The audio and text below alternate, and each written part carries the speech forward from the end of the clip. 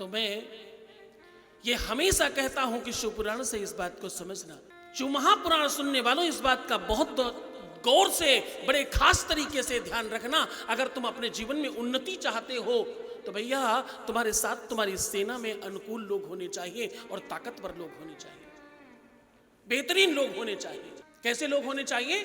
बेहतरीन लोग होने चाहिए। किसी भी महल को बेहतर बनाए रखने के लिए जब तक पिलर अच्छे नहीं होंगे तब तक वो महल बहुत ऊपर तक जा नहीं सकता।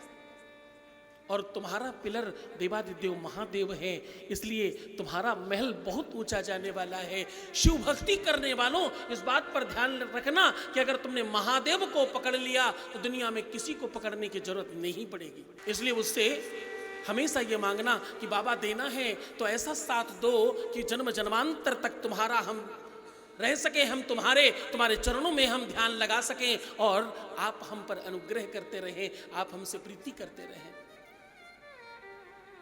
हमारा प्रेम और हमारा भाव और हमारी भक्ति आपके चरणों में लगी रहे और आपका प्रेम, आपका आशीष हमें निरंतर मिलता रहे। देना है तो दीजिए जन्म जन्म का साथ, हर जन्म में आप हमारे हो, ऐसा भाव रखना। मैं फिर कहूं, सारे देवता देते हैं पल्लू झाड़कर, देवादिदेव महादेव देता है छप्पड़ फाड़कर। एक बार जंगल में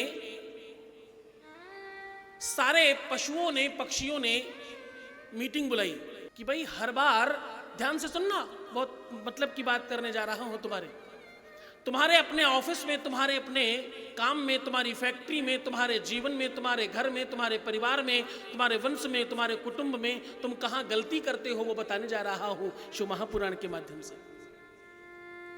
जंगल में एक बार मीटिंग हुई कि आप हर बार राजा शेर को ही क्यों बना देते हो, कोई और भी तो बन सकता है। तो सबने कहा बात तो सही है, किसी और को भी तो राजा बनना चाहिए, हर बार शेर ही क्यों बने। मीटिंग में ये डिसाइड किया गया कि शेर के अलावा कोई और भी राजा बनाया जाएगा। बंदर महोदय कूद कर आगे आए, बोले सबसे ज्यादा एलिजिबल मैं ही हूं, सबसे ज्यादा दक्ष मैं ही हूं जो ये काम कर सकता है, बाकी कोई नहीं कर सकता।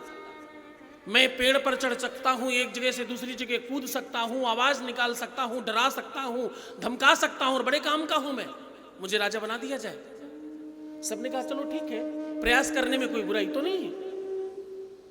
5 दिन के लिए उनको राजा बना दिया गया, जाओ तुम 5 दिन के राजा हो।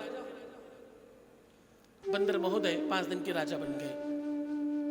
अब दूसरे जंगल से एक शेर को पता चला कि भाई यहां राजा परिवर्तित हो गया है, यहां शिकार करना आसान है।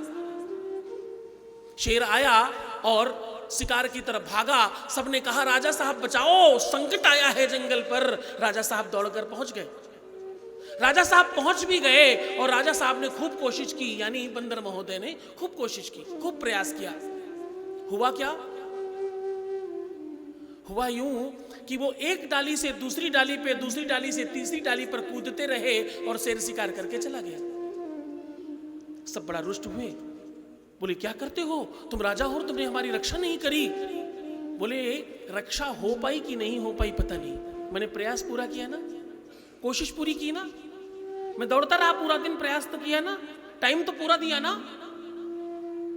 तो साहब काम उसी से कराना हमेशा जो उस कार्य में दक्ष हो, जो वो काम कर सकता हो, उसी से करवाना। अन्यथा क्या होगा, वो प्रयास तो पूरा दिन करेगा पर काम एक रत्ती का नहीं होगा। हम सब गलती कहां करते, हमें लगता भाई भतीजा भांजा अपने परिवार का, अपने वंश का, अपने कुटुंब का कोई रख लेते हैं, दूसरे को पैसा जाएगा, इससे अच्छा इसी को मिल जाएगा। बस यही गड़बड़ हो जाता है। इसलिए अपने जीवन में इस बात का बहुत खास तौर पर ध्यान रखना।